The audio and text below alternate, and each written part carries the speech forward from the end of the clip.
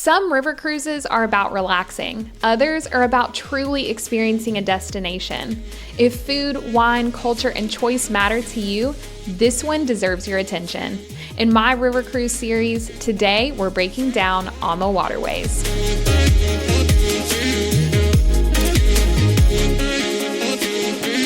This is probably the one that I sell the most. I'm just going to be honest, in my line of business, I try to keep it real and be authentic. AmaWaterways, I have some great partnerships with them, some great experiences with them. It's not a good fit for everybody, so I want to talk about the drawbacks and the positives with Ama and just kind of talk about their experience. So they're a little bit more of an activity and culinary focus when you're on board. They have a warm, kind of elegant design. I think it's a very high-end premium option, teetering into that luxury vibe. If people are ultra luxury, I don't think Ama is going to be the right fit for them, but they do often emphasize cuisine. That's kind of super important to them. So all the river cruise lines, they don't have these huge ships with large kitchens and large staff. They're all having to shop local, okay? It's just a matter of how they market and brand that for their brand. But I think Ama especially, they really try to focus on their local chefs on board with their unique perspectives. It's so neat when you're on board a river cruise. I had this experience on Ama. My mom and I were eating breakfast one morning and we see the chef, we're looking out the window and we can see the chef with all his produce that he had ordered from the local market coming on board for dinner that night. So I think that's such a unique experience of river cruising, but Ama really caters to that.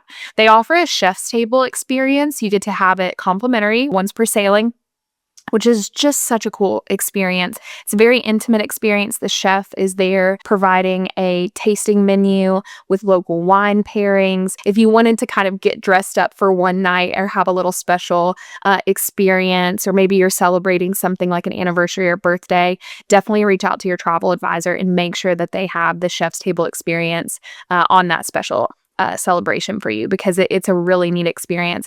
And the line itself, they have been inducted, and don't judge me for my French, I am Le Plouc, but they have been inducted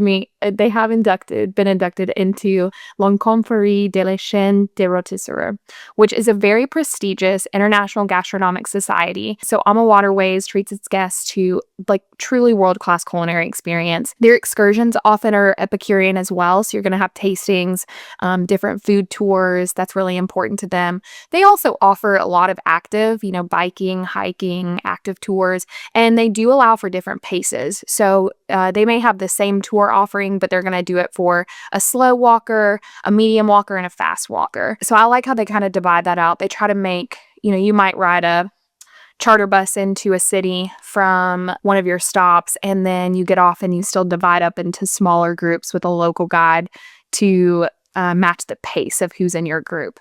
So that's a really nice offering that they have. The value is good with Ama. There are a lot of things included. Some premium drinks and special culinary experience, like the premium drinks and special culinary experiences are included. They do a sail away cocktail every night. That's the captain's cocktail. They do have beer and wine included with your meals at lunch and dinner. They don't have an open bar per se, and they're not going to have a mini bar in your room. But for most people, it is pretty much an all-inclusive experience. Some of the drawbacks, it can be a little bit pricier because of the inclusions. The ships, they definitely vary by style, from region to region. The Douro ship is going to be built different than the ones in the rest of Europe versus the ones in Africa or on the Mekong. So their ships kind of vary, and they really play to whichever river they're on. I would say this product is probably best for foodies, active travelers, couples, groups that are friends, couples that are friends.